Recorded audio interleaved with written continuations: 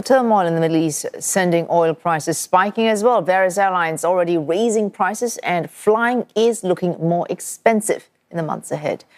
Is there an alternative that would leave us less vulnerable to fluctuations in the price of oil? From kitchen to airport, the cooking oil used in your favorite deep-fried dish could potentially power your next flight. This is sustainable aviation fuel, better known as SAF, a renewable jet fuel that is made from non-petroleum sources. There are no fancy ingredients here. There is what we need is, of course, very big amount of feedstock. Feedstock is basically unwanted waste or residue from different production and manufacturing processes. EcoCeres is a Hong Kong-based company that makes biofuels.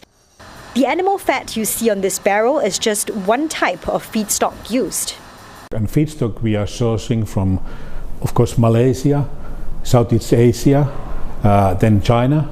And we have a different kind of feedstock. It's not only the used cooking oil, it's used cooking oil, it's palm oil effluent waste.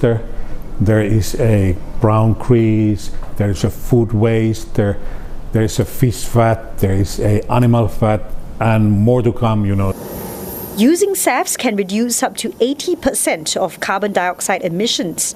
A valuable reduction, given that analysts project carbon dioxide emissions from the aviation sector to more than double by 2050. The carbon emission that is emitted from the engine would account for more than 95% of the overall airport's emission.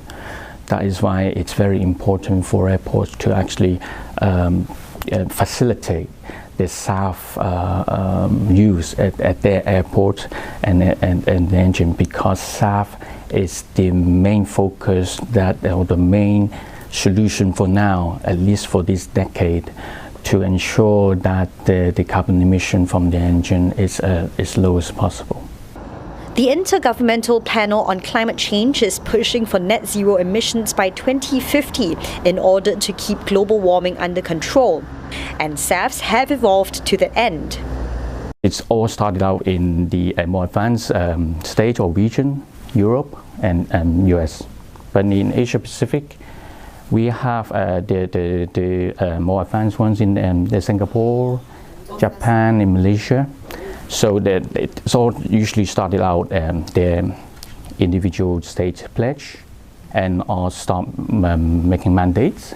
The mandate is a legal obligation specifying the amount of renewables as a percentage of total jet fuel consumption.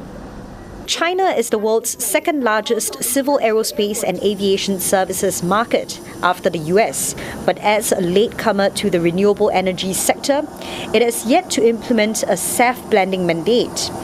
However, the country is now accelerating its efforts.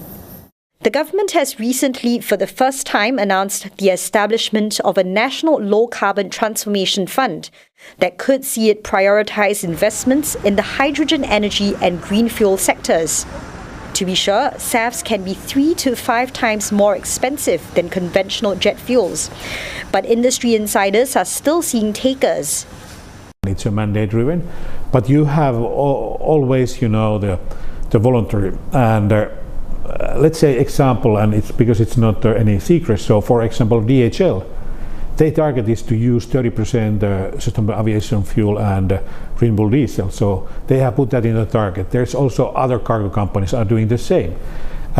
Even the Chinese cargo companies are also doing that because they have a big clients, Amazon and other, and they want also to reduce, and the end users want to reduce. So it's a twofold.